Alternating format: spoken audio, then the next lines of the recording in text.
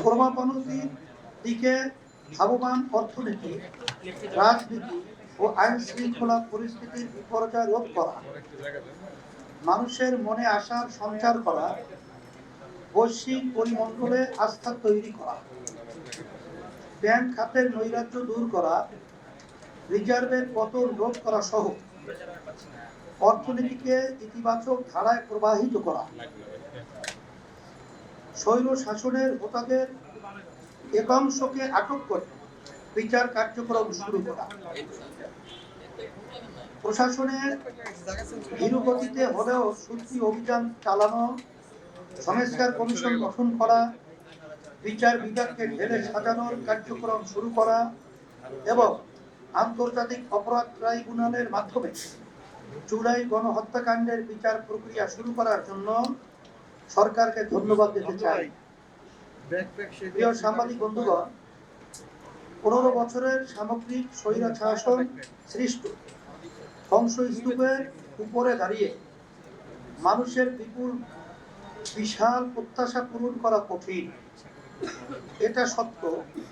সেই দায়িত্ব এই সরকার নিয়েছে, সেজন্য সাধুবাদ। সরকারের আন্তরিকতা নিয়ে আমরা প্রশ্ন তুলতে চাই না, তাদের যোগ্যতা ও দক্ষতা নিয়েও প্রশ্ন তুলতে চাই না। তথাপিও কিছু বিষয় আছে যা পর্যালোচনা করা আবশ্যক মনে করছি।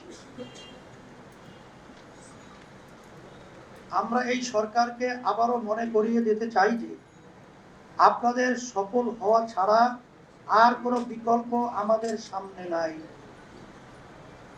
এই বোধ থেকে এখানে কিছু বিষয় তুলে ধরা হচ্ছে, যাতে করে দেশবাসীর প্রত্যাশা পূরণে আপনারা শতভাগ সফল হতে পারেন।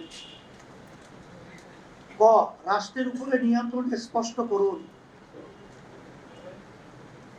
গত পতনের বছরে 15 বছরে বিগত পতিত সরকার জনপ্রশাসনের সকল স্তরে যেভাবে দলীয়করণ করেছে, তাতে জনপ্রশাসনের পুরোটাই আওয়ামী দলীয় ক্যাডারে পরিণত হয়েছে। সেই বাস্তবতায় সরকারের জন্য রাষ্ট্র পরিচালনা করা কঠিন, তা আমরা বুঝতে পারি। তারপরেও বলতে বাধ্য হচ্ছি যে 100 দিন অতিবাহিত হয়ে গেলেও রাষ্ট্রের উপরে অন্তর্বর্তী সরকারের নিয়ন্ত্রণ স্পষ্ট না। অ্যান্টিব্যাকটেরিয়াল অ্যাডিটিভ যুক্ত সেরা ওয়াটার ট্যাঙ্ক বিশুদ্ধ পানিতে ব্যাকটেরিয়া জন্মাতে দেয় না। বরং দুর্বলতা স্পষ্ট। দ্রব্যমূল্য নিয়ন্ত্রণহীনতা, পোশাক খাতে অরাজকতা, ঢাকায় সেনাবাহিনীর যানবাহনে হামলা, পুলিশ বাহিনী সক্রিয় না হওয়া, ট্রাফিক ব্যবস্থা কার্যকর না হওয়া সহ অধিকাংশ মন্ত্রণালয়ের কার্যক্রমে স্থবিরতা জাতির আশাকে ম্লান করে দিচ্ছে। জনপ্রশাসন দীর্ঘদিনের চর্চা ও অভিজ্ঞতার মধ্য দিয়ে গড়ে ওঠা রীতি ও জ্ঞানে পরিচালিত হয়, কিন্তু এটা এমন কোনো জটিল টেকনোলজি নয় যে নির্দিষ্ট কিছু প্রশিক্ষিত লোক ছাড়া আর কেউ বুঝবে না বা চালাতে পারবে না। তাই আমরা সরকারকে পরামর্শ দেব যে এখনো যারা আপনাদের নেতৃত্ব মেনে নিতে দ্বিধা করছে বা স্বৈরাচারের পদলেহন করছে, তাদের ব্যাপারে শক্ত হন, তাদেরকে ছুঁড়ে ফেলুন। 18 কোটি মানুষের মধ্যে প্রশাসন পরিচালনায় দক্ষ হাজারো দেশপ্রেমিক মানুষ দেশে বিদেশে আছেন, তাদেরকে দায়িত্ব দিন এবং জনপ্রশাসনকে সক্রিয় করে রাষ্ট্রের সর্বত্র নিয়ন্ত্রণ স্পষ্ট করুন। খ, নিয়োগের ক্ষেত্রে দুদুল্যমানতা পরিহার করুন। আমরা অবাক হয়ে লক্ষ্য করছি যে বিগত 100 দিনে রাষ্ট্রীয় গুরুত্বপূর্ণ নিয়োগের ক্ষেত্রে সরকারের মধ্যে দুদুল্যমানতা লক্ষণীয়। নিয়োগের প্রজ্ঞাপন জারি করে পরে তা স্থগিত করা হচ্ছে, বাতিল করা হচ্ছে।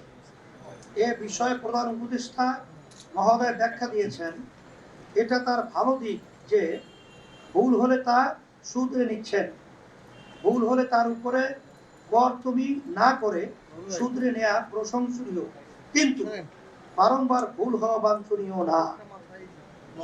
এতে করে নেতৃত্বের দুর্বলতা প্রকাশ পায়। সেজন্য বলবো, নিয়োগ প্রক্রিয়ায় দক্ষতা আনুন। প্রজ্ঞাপনের আগে নানা পদক্ষেপ পক্ষের সাথে আলাপ করুন, তথ্য যাচাই যথাযথ করুন, যা যা প্রয়োজন করুন, কিন্তু দুদুল্যমানতা পরিহার করুন। গ, নতুন উপদেষ্টা সহ সকল নিয়োগে স্বচ্ছতা আনুন। প্রশাসন সংক্রান্ত স্বচ্ছতার সংজ্ঞায় সিদ্ধান্ত যাদের প্রভাবিত করে তাদের কাছে সিদ্ধান্ত গ্রহণ সংক্রান্ত সকল তথ্যের অবাধ ও সরাসরি প্রবাহ থাকার কথা বলা আছে। এর মানে হলো কাউকে কেন কোনো বিবেচনায় নিয়োগ করা হচ্ছে তা জনগণের জানা থাকা উচিত। বিগত 100 দিনের বিভিন্ন নিয়োগ নিয়ে জনমনে প্রশ্ন দেখা দিয়েছে। তাদের কারো কারো বিরুদ্ধে বিগত স্বৈরাচারের সুবিধাভোগী হওয়া ও জনমানুষের ও বিশ্বাসের সাথে সাংঘর্ষিক কর্মকাণ্ডে জড়িত থাকা অভিযোগ আছে। আবার কারো ব্যাপারে বিপ্লবে তেমন কোনো অবদান না থাকা সত্ত্বেও বড় পদে পদায়িত করা অভিযোগ আছে। এগুলো মানুষকে ক্ষুব্ধ করে। আপনাদের বিবেচনাবোধ ও বিপ্লবের প্রতি আপনাদের দায়বোধ নিয়ে প্রশ্ন তৈরি করে। আমাদের পরামর্শ হলো যে কোনো নিয়োগে দক্ষতা ও যোগ্যতার সাথে সাথে বিপ্লবে তার ভূমিকা প্রধান বিবেচ্য হিসাবে ধার্য করুন এবং প্রতিটি নিয়োগের যুক্তি জনতার সামনে উপস্থাপন করুন। বিশেষ করে নতুন নিয়োগ প্রাপ্ত চরম বিতর্কিত উপদেষ্টা মোস্তফা সরওয়ার ফারুকীকে জনগণ মেনে নেয়নি। অতএব কথিত স্বৈরাচারের বেনিফিশিয়ারি বিকৃত মানসিকতার সমাজ বিধ্বংসী নাটক সিনেমার নির্মাতা মোস্তফা সরওয়ার ফারুকীকে দ্রুত উপদেষ্টা পরিষদ থেকে প্রত্যাহার করা হোক, তা দেশবাসী প্রত্যাশা করে। সংস্কার কার্যক্রম প্রতিশীল ও সম্পৃক্ত করুন। এই সরকারের প্রধান দায়িত্ব হলো রাষ্ট্র সংস্কার করা, যাতে করে আর কখনোই কোনো স্বৈরাচার জন্ম নিতে না পারে। সেজন্য সংস্কার কমিশন গঠিত হয়েছে, এজন্য ধন্যবাদ জ্ঞাপন করছি। এখন এই কমিশনগুলোকে গতিশীল করুন, জনসম্পৃক্ত করুন। রাজনৈতিক দলগুলোকে সম্পৃক্ত করুন, কারণ তারাই দীর্ঘ মেয়াদে জনমত ধারণ করেছে এবং আগামীতেও করবে। তাই সক্রিয়ভাবে রাজনৈতিক দল, উলামা শ্রেণী এবং বিভিন্ন পেশা ও স্তরে জনমানুষকে সম্পৃক্ত করুন। সংস্কার নিয়ে ইতিমধ্যেই মানুষের মধ্যে কানাঘুষা তৈরি হয়েছে। এই কানাঘুষা সংস্কারকে ক্ষতিগ্রস্ত করতে পারে, তাই এখনই পদক্ষেপ নিন। দ্রব্যমূল্য আইন শৃঙ্খলা নিয়ন্ত্রণ করুন। সাধারণ মানুষ জটিল রাজনীতি বোঝে না, তারা তাদের খাদ্যের নিশ্চয়তা চায়, জীবনের নিরাপত্তা চায়, কিন্তু এই দুই ক্ষেত্রেই জনতার অভিজ্ঞতা ভালো না। দ্রব্যমূল্য বহু আগেই নাগালের বাইরে চলে গেছে। সংসার চালাতে সংগ্রাম করতে হচ্ছে। আরো আগে থেকেই স্বৈরাচারের পতনের পরে মানুষ ভালো কিছু আশা করেছিল, কিন্তু বাস্তবতা হলো কোনো ক্ষেত্রে পরিস্থিতি আরো খারাপের দিকে গেছে। এটা মানুষকে হতাশ করেছে। সেজন্য বলবো, যে কোনো মূল্যে দ্রব্যমূল্য নিয়ন্ত্রণ করুন। শক্ত হাতে সিন্ডিকেট ভেঙে দিন। বাজার কারসাজি দমনে শক্ত হন। মনে রাখবেন, এই দ্রব্যমূল্যই আপনাদের প্রতি জনসমর্থন কমে যাওয়ার কারণ হতে পারে। পতিত স্বৈরাচারের বিচার প্রসঙ্গ। পতিত হাসিনা সরকার জাতির সাথে যা করেছে তার বিচার না হলে মানবতার সাথে অপরাধ করা হবে, কিন্তু এই বিষয়ে তেমন কোনো কার্যকর কোনো পদক্ষেপ দেখা যাচ্ছে না। আপনাদের সরকার গঠন হওয়ার পরেও ফ্যাসিস্ট রেজিমের মন্ত্রী, এমপি, দালাল, পাবলিক সার্ভেন্ট, এলাকার নেতা, পাতি নেতা, মাস্তানদের অনেকেই দেশ ছেড়ে পালানোর সুযোগ পেয়েছে। অনেকে দেশেই আত্মগোপন থেকে জনতার বিরুদ্ধে ষড়যন্ত্র করে যাচ্ছে। কেন তাদের পালানোর সুযোগ দেওয়া হলো?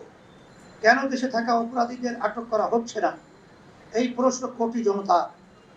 আমরা এই প্রশ্ন জোরালোভাবে উপস্থাপন করছি।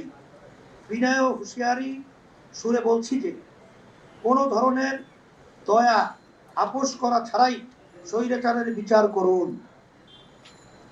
যারা বিগত 15টি বছর ধরে জনগণের অর্থ লুটে খেয়েছে, যারা নির্বিচারে মানুষ হত্যা করেছে, তাদের প্রত্যেককে আইনের আওতায় আনুন।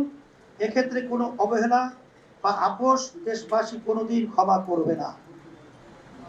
এ প্রসঙ্গে কোনো বড় রাজনৈতিক দলের অবস্থান প্রশ্নবিদ্ধ। কোনো বড় রাজনৈতিক দলের অবস্থান প্রশ্নবিদ্ধ।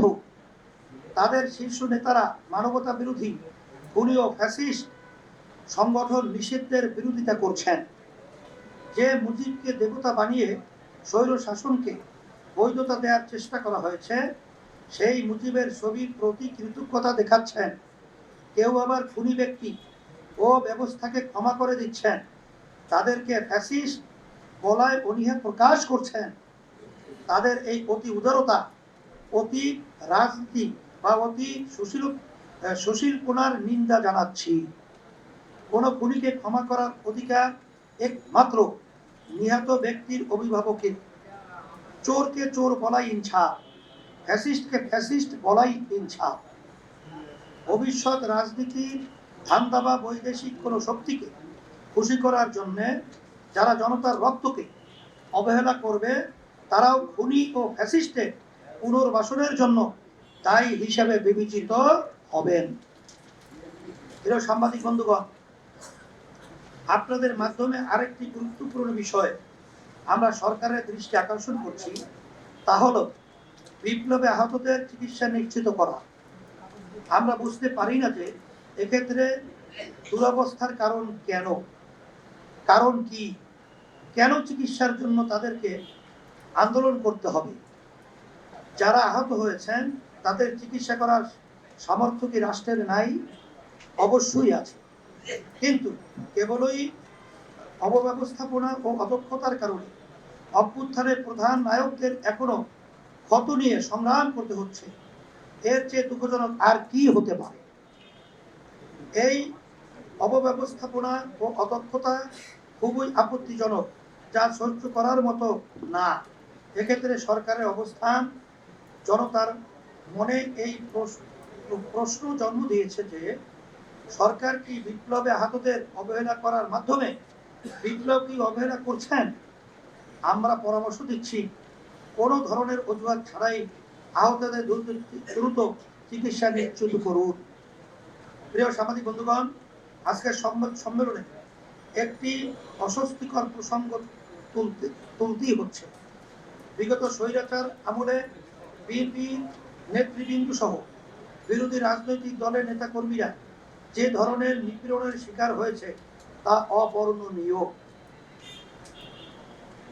স্বৈরাচারের পতনের পরে সবারই প্রত্যাশা ছিল আর যাই হোক আগামীতে যেন আর কোনো স্বৈরাচার জন্ম নিতে না পারে, সেই বন্দোবস্ত নিশ্চিত করতে হবে।